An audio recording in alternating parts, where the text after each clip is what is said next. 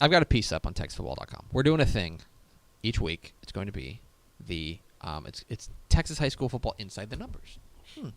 Where basically we're going to take kind of a data dive into some of the what we can learn about last year and what we can learn about the year coming forward. Obviously, there will be a lot of data with realignment coming up, but what will be very interesting is what we can we'll have a good idea of things that we can break down once realignment comes down. But a lot of what we're doing in the early part is looking back in 2019 because 2019 is still pretty fresh. And so I took a look at the highest scoring offenses in the state of Texas. We're talking about 11-man. We'll do 6-man down the road a little bit, but we're talking about 11-man right now. And the highest scoring attacks in Texas high school football in 2019. And I will tell you, some of these I think you could guess. Mm-hmm. Yeah. Some of them surprised me. When I was kind of crunching the number, I was like, oh, they really did light it up. So we'll go 10-1.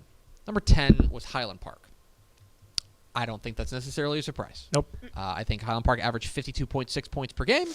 They are Chandler Morris was cooking. This was an offense that was really humming. Beyond that, they had, even in their very tough games, they tended to score, right? They were really the only two times their offense got kind of held in check were against Frisco Lone Star. Mm-hmm. Yeah.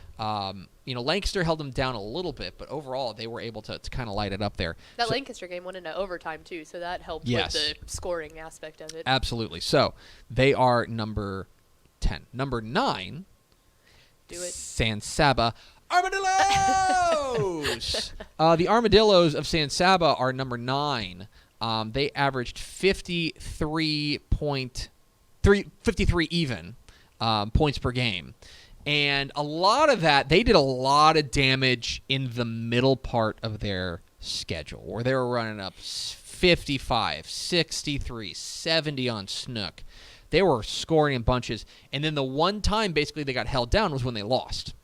They lost 14-12 to Valley View.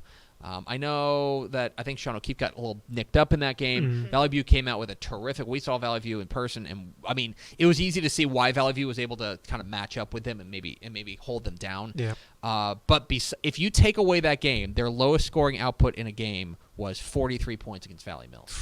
That is pretty good. Number 8. This surprised me. This was the one that surprised me. Number 8 was Red Oak. Red Oak was the 8th highest scoring team in Texas high school football in 2019. And really, a lot, I guess, because I think of them as a defensive team.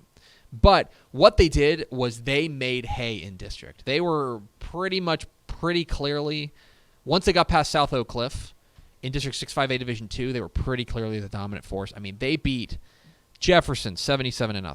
They beat Adamson 70-0. They beat Conrad 84-0.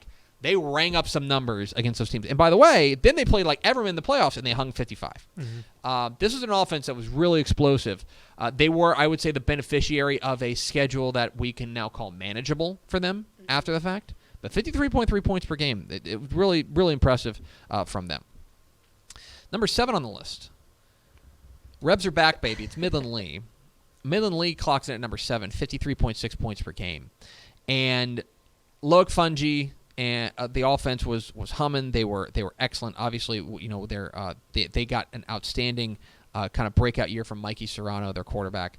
But they had back-to-back games. In fact, they had this stretch in the middle of the season from September 13th through October 25th.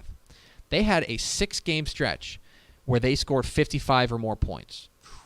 That is impressive. They played El Paso Montwood twice, and they hung 72 on them the first time and 65 the second time. This is an offense that was very hard to stop. Midland Lee was the 7th highest scoring offense. Number 6 was Corpus Christi Miller. Another kind of, now that we know what they were, Mm-hmm. before the season, if you told me, hey, Corpus Christi Miller is going to have the 6th highest scoring offense in the state, Yeah, I'd be like, okay. cool. Sure. All Yeah. right. Have fun with that. All We'll right. go with that. CBD's the good part. That's Yeah. the one you want. Not the, right. but they lit it up, okay? 79 points in their opener against San Antonio Highlands really set the tone for them. And they were, I mean, Andrew Bodie, their quarterback, was terrific. The receivers were great. This was an offense that was incredibly hard to stop, even in their playoff loss. Mm-hmm. Go ask Corpus Christi Veterans Memorial if playing that offense is fun. Corpus Christi, they split games with them, and the first one was 50-43 Miller, and the second one was 56-49 Vets. Like, that's the style of games they played. They played, whenever they were playing close games, they were because they were shootouts. So, they come in at number 6. Number 5, McKinney North. Another surprise. Mm-hmm. Yeah. Same average, 54.1 points per game.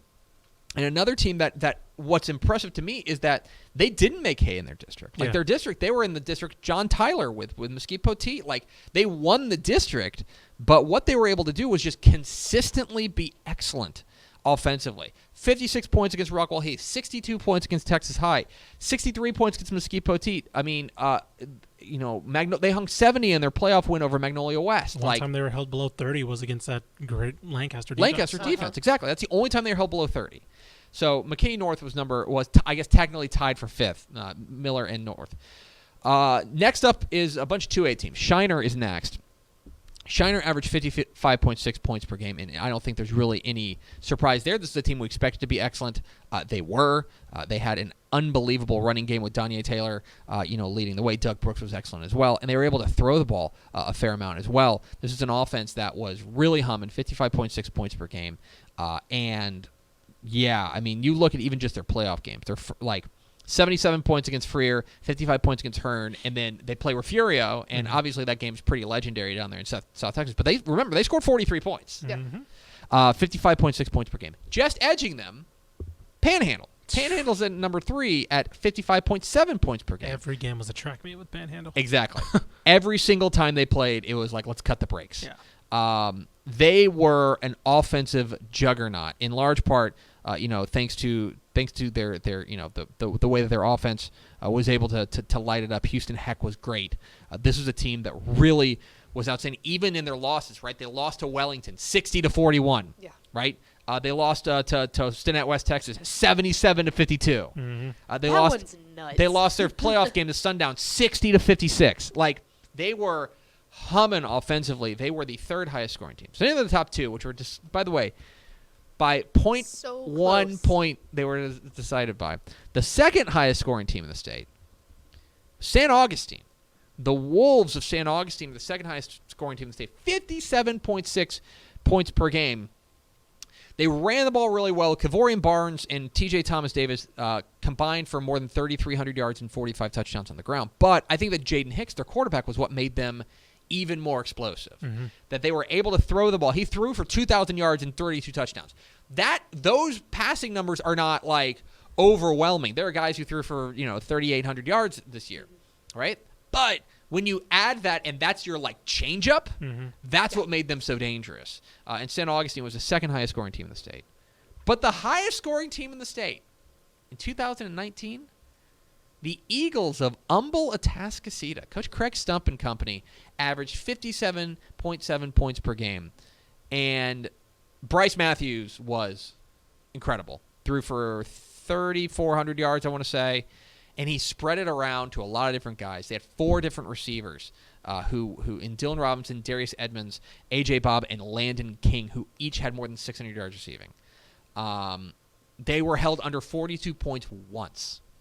They were held under 42 points once, and that was Katy, right? Mm-hmm. They played North Shore, and how many did they score against North Shore? 49? Something like that? Against North Shore! Yeah, 49. This was an offense that was incredibly hard to stop. Nobody was able to figure it out.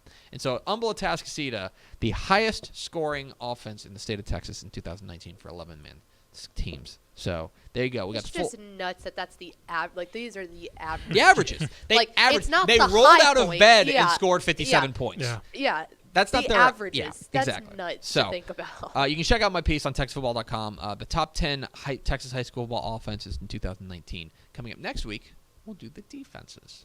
And don't spoil it. Let me do the thing, and then you can click and read it. So, thank you.